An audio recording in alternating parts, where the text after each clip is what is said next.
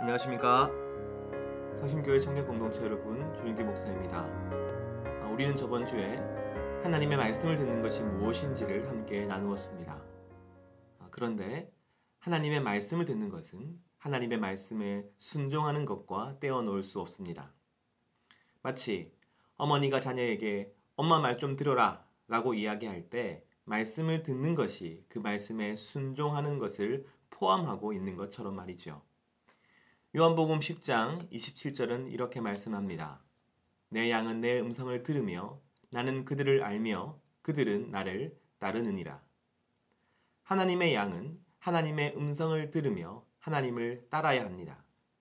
듣기는 하는데 따르지 않는다면 사실상 못 듣는 것이고 안 듣는 것이죠. 이는 다음 구절이 확인해 줍니다. 요한일서 4장 6절 말씀입니다. 우리는 하나님께 속하였으니 하나님을 아는 자는 우리의 말을 듣고 하나님께 속하지 아니한 자는 우리의 말을 듣지 아니하나니 진리의 영과 미혹의 영을 이로써 아느니라. 우리의 말이란 사도가 전하는 복음의 말씀, 성령께서 사도들을 통해 주신 하나님의 말씀을 가리킵니다. 하나님께 속한 사람은 하나님의 말씀을 듣고 그 말씀에 순종해야 하는 것입니다. 구원에 이르는 참 신앙의 증거는 하나님의 말씀에 순종하는 것입니다. 그렇다면 여러분, 얼마나 어디까지 순종해야 할까요? 성경은 사례를 들어 이를 보여주고 있습니다. 아브라함은 아들 이삭을 번제로 드리라는 하나님의 말씀을 들었죠. 그는 그 말씀에 순종하여 하나님께 자신의 외아들 이삭을 드립니다. 그때 하나님의 사자가 말하죠. 그 아이에게 내 손을 대지 말라. 그에게 아무 일도 하지 말라. 내가 내 아들 내 독자까지도 내게 아끼지 아니하였으니 내가 이제야 내가 하나님을 경외하는 줄을 아노라. 하나님을 경외하는 사람은 언제나 하나님께 복종합니다. 그리고 그 복종은 부분적인 복종이 아닙니다. 자신이 납득할 수 있는 명령이나 그 말씀만 지키는 것이 아닙니다. 모든 명령을 삼가 지키면 이라는 그 말씀대로 참된 신자는 하나님의 모든 명령에 복종해야 하는 것입니다. 물론 하나님의 말씀을 듣는 사람도 실수나 실패 없이 100% 복종하지는 못하지요. 성도도 말씀에 복종하는 것에 실패하고 하나님의 말씀과 자신의 상황 사이에서 갈등하고 주저할 수 있습니다. 그러나 본질적으로 성도의 마음은 하나님의 말씀에 순종할까 말까를 고민하는 것, 또한 순종하지 못하고 넘어지는 것, 그리고 불순종하는 것을 정상적으로 받아들이지 않습니다. 그래서 자신의 불순종과 실패 때문에 괴로워하고 하나님께 나아가 회개하는 것이죠. 하나님의 말씀에 복종하지 못하는 자신의 불신앙을 괴로워하는 것입니다. 이것은 지옥 갈까봐 두려워하거나 하나님께서 징계를 내리실까 무서워하는 것이 아닙니다. 자신의 불순종이 하나님의 마음을 상하게 한 것과 그로 인해 하나님과의 관계에 문제가 생긴 것을 괴로워하는 것입니다. 차를 찻잔에 붓는 이유가 무엇입니까? 그것은 찻잔이 완전히 비어있기 때문이죠. 그런데 찻잔에 잉크나 식초가 조금 차 있다고 생각해 봅시다. 그렇다면 그 찻잔에 과연 차를 붓겠습니까? 아니죠. 우리가 하나님께 복종하되 완전히 복종해야 하는 이유가 여기에 있습니다. 그렇다면 이러한 완전한 복종을 어떻게 이루어낼 수 있을까요? 오늘은 앤드류 머레이 목사님의 완전한 순종이라는 책에서 우리가 배울 수 있기를 원합니다. 앤드류 머레이 목사님은 다음과 같이 4가지로 이야기합니다. 첫 번째, 하나님은 우리의 완전한 순종을 기대하십니다.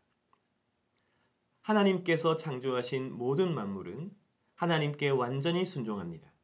하나님께 완전히 맡겨지고 하나님께 완전히 넘겨져서 그 뜻하신 대로 완전히 순종합니다. 그처럼 하나님은 우리가 어느 정도 순종하는 것이 아니라 전부 완전히 순종하기를 원하십니다.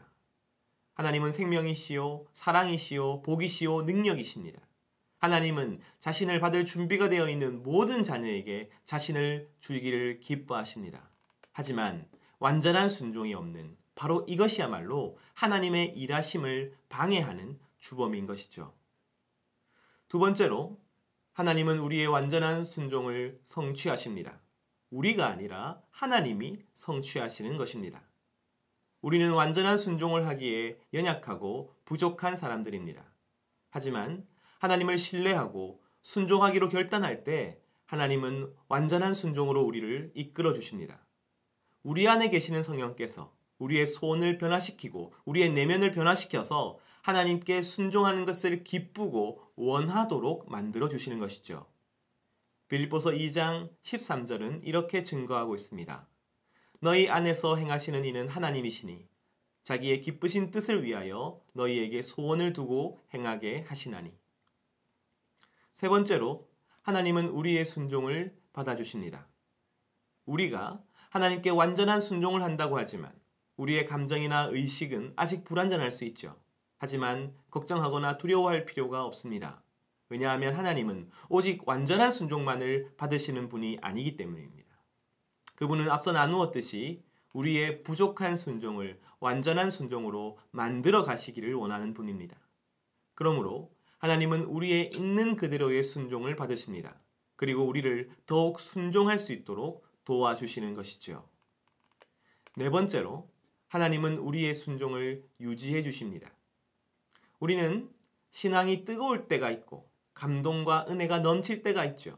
하지만 또 어떤 때는 그렇지 않습니다. 순종도 그렇게 될까봐 두려운 것이죠.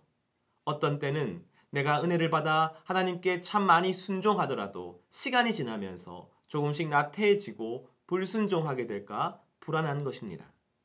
그러나 여러분, 더 길게 보셔야 합니다. 하나님께서는 우리의 모든 것을 사용하셔서 선을 이루어내십니다. 때로는 넘어진다 하더라도 그로 인해서 더 귀한 것을 깨닫게 해주실 것입니다. 결국 하나님은 우리를 향한 당신의 뜻을 이루시고야 말 것입니다. 그러니 그 하나님을 믿고 바로 지금 결단하여 순종해야 하는 것입니다. 하나님은 우리에게 완전한 순종을 원하시고 또한 완전한 순종을 이루어내십니다. 그리고 부족한 우리의 순종을 받아주시고 우리의 순종을 유지하여 주십니다.